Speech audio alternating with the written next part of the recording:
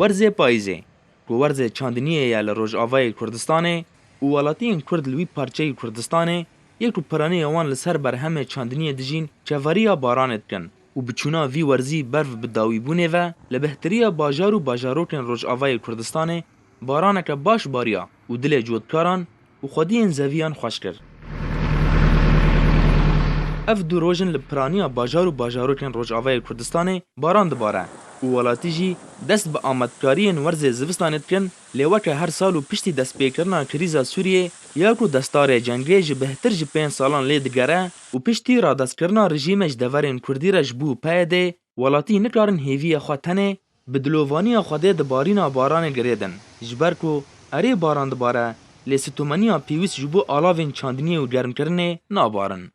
وشلي ما خويا جنادي ولو قولوا بقلكي زحمته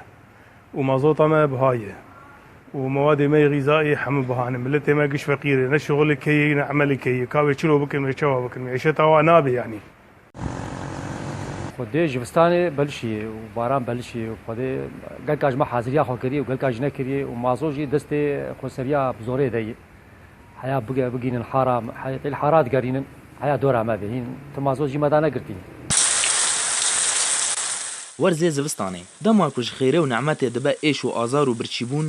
wê demê her kes dizane ku behsa Sûriyê birîştî û Rojavayê Kurdistanê bi taybetî têkirin.